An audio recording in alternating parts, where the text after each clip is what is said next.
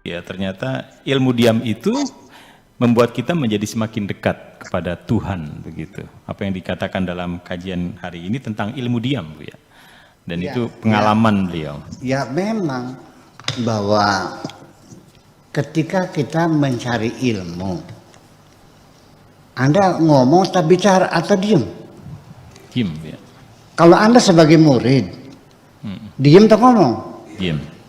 Kalau Anda sebagai guru, ngomong atau diem? Ngomong. Jadi kalau Anda mencari ilmu, diem dong.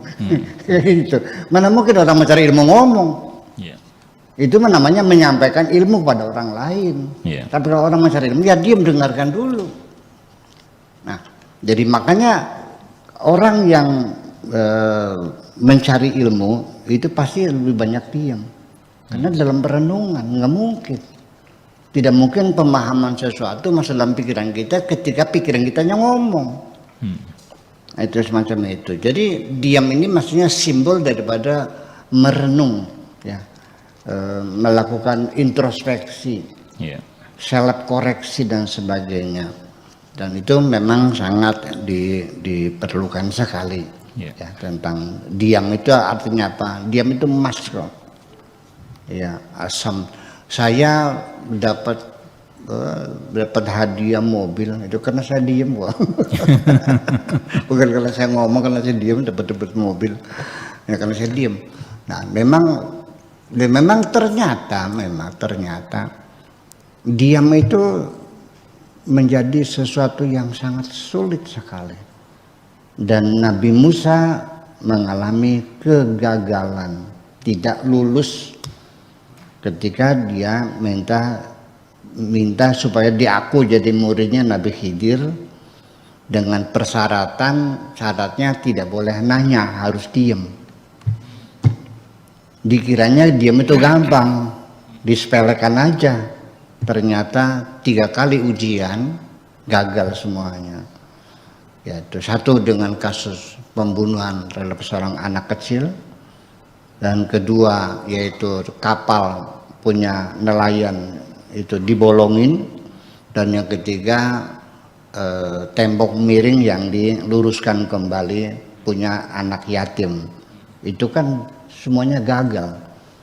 Dan akhirnya hadza firaqun baini wa bainak, inilah baini wa bainik ya.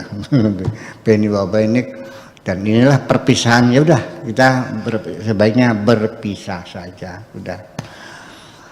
Nah, pada akhirnya kita mesti tahu juga kalau kita salah ngomong, kecewanya susah untuk menarik omongan kita. Tapi kalau salahnya karena kita diem tidak ngomong, nggak ada salahnya. Duh, kenapa saya nggak ngomong? Ya salah kecil tuh Pak, gampang dia ngomong aja. Gitu. Jadi kesalahan tidak ngomong itu menjadi nyaman daripada kesalahan karena ngomong. Dan diam itu tidak selalu mempunyai arti yang sama, tergantung posisi kita diamnya. Nah, kalau orang yang saya diamkan itu adalah kekasihku, maka diamnya aku ini maknanya akan berbeda dengan aku mendiamkan orang yang menjadi musuhku. Betul enggak? Ya memang pada kondisi tertentu kita harus ngomong untuk menunjukkan sambutan hangat kita kepada tamu. Pak Haji, dari mana? Sama siapa ke sini? Naik apa? Dari sananya jam berapa? Dan tuh kita nanya segala macam. Itu menunjukkan kehangatan. Begitu kita membuka pintu atau ya silakan masuk. Tuh kita diam aja, nggak nanya, nggak tanya minum apa, dari mana, enggak. Enak nggak didiemin? Itu kan berbeda. Berbeda. Di mana diam itu emas? Ketika kita menghadapi persoalan yang seperti makan buah si malakama, maju kena mundur kena, selamatnya diem. Enggak, no comment. Itu cara keluar yang bilang adalah diem.